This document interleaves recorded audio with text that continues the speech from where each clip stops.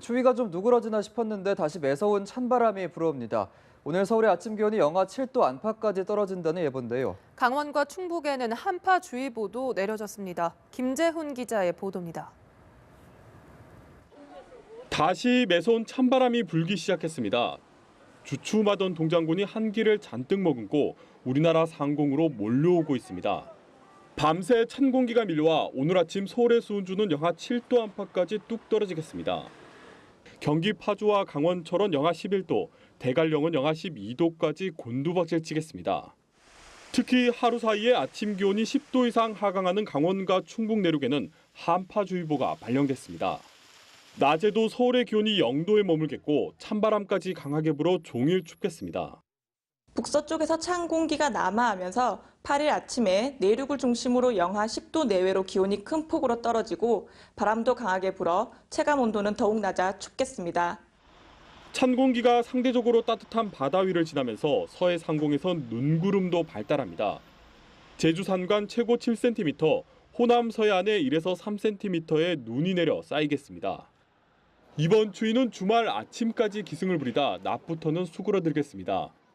휴일까지는 크게 춥지 않겠지만 다음 주 초반 올 들어 가장 매서운 한파가 몰려올 전망입니다. 특히 화요일은 서울의 아침 기온이 영하 11도까지 떨어질 것으로 보여 동파 대비가 필요합니다. 기상청은 당분간 기온이 들쭉날쭉하겠다며 건강관리에 유의해달라고 당부했습니다.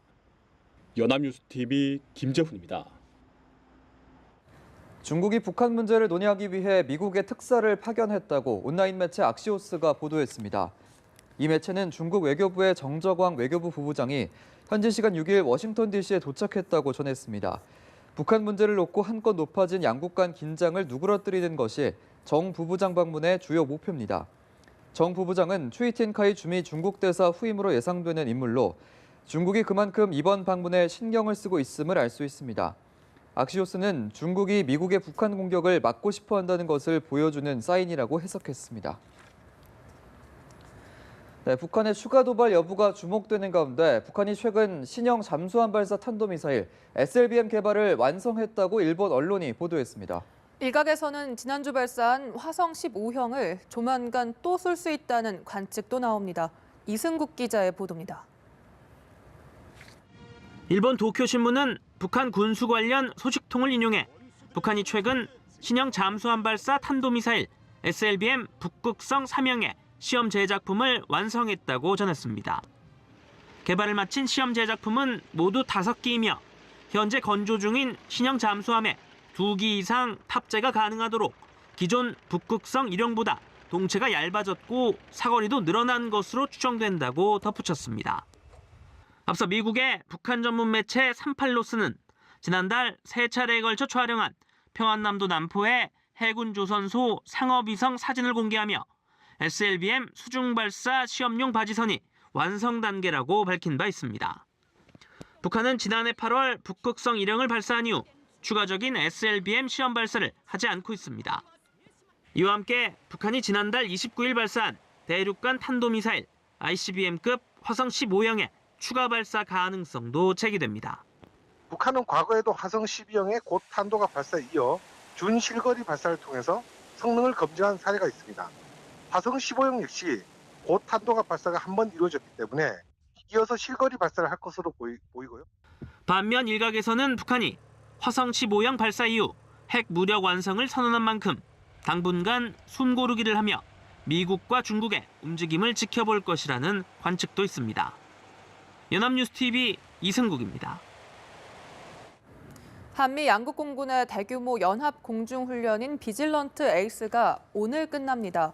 군 관계자는 지난 4일 시작한 훈련이 예정대로 오늘 종료되며 미 공군 항공기들은 순차적으로 모 기지로 복귀할 것이라고 밝혔습니다. 이번 훈련에는 세계 최강으로 꼽히는 미국의 F-22 6대를 포함해 스텔스 전투기 24대 등 한미 공군 항공기 230여 대가 투입됐습니다. 미 공군 스텔스 전투기가 24대가 한꺼번에 한반도 상공에 전개된 것은 전례 없는 일로 북한에 대한 고강도 군사적 압박 조치라는 해석이 나왔습니다. 한국과 미국의 공군이 이처럼 역대 최대 규모의 연합훈련을 실시하자 중국이 이에 맞서 실탄 훈련을 실시했다고 홍콩 동망이 보도했습니다. 중국군은 동중국해에서 나흘간 미사일 등 실탄을 사용한 훈련을 벌였으며 중국 해사국은 6일 오전 6시부터 9일 저녁 6시까지 동중국해 일대 선박 진입과 항행을 금지했습니다. 랴오닝성에 주둔하고 있는 중국군도 실탄 사격 훈련을 벌인 것으로 전해졌습니다. 매체는 북중 접경 지역인 중국 지린성 바이샨시 창바이현 정부가 한반도 전쟁 발발에 대비해 북한 난민 수용소 5곳을 건설할 계획이라고 보도했습니다. 네, 예산안 통과 후폭풍이 이어지고 있지만 여야 3당은 일단 정기국회가 끝난 후 임시국회를 다시 여는 데 합의했습니다. 물론 주요 법안 처리는 순탄치 않을 전망입니다. 이재동 기자입니다. 정기국회 마지막 본회의를 하루 앞두고 열린 국회 정치개혁특별위원회 전체 회의. 지난 2달 반 동안 여야가 합의한 정치개혁 법안을 의결할 예정이었지만 20분 만에 파행됐습니다. 자유한국당이 이번 예산안 처리에 대한 반대 입장을 가지고 모든 위원회의 불참을 지금 선언한 상태입니다. 국회 기획재정위원회 소위원회 역시 자유한국당의 보이콧으로 파행됐고 대한상공회의소 박용만 회장이 환경노동위원회를 예방하는 자리에도 한국당 의원은 불참했습니다. 더불어민주당과 국민의당이 공조해 예산안을 처리한 것을 놓고 한국당이 이틀째 반발하며 전국은 얼어붙고 있습니다. 예산안과 개헌, 선거구제 개편을 놓고 정치 야합식의 뒷거래를 한 것은 저는 최악의 선례를 남겼다고 봅니다. 여당은 한국당이 민생법안 처리에 발목을 잡고 있다고 맞받았습니다. 민생개혁입법 처리로 보조를 맞추기는커녕 어제 일부 상임위가 자유한국당의 터무니없는 보이콧으로 제자리 걸음을 하고 있습니다. 이런 가운데 여야 3당 원내대표는 오찬 회동을 하고 오는 11일부터 23일까지 임시국회를 열기로 합의했습니다.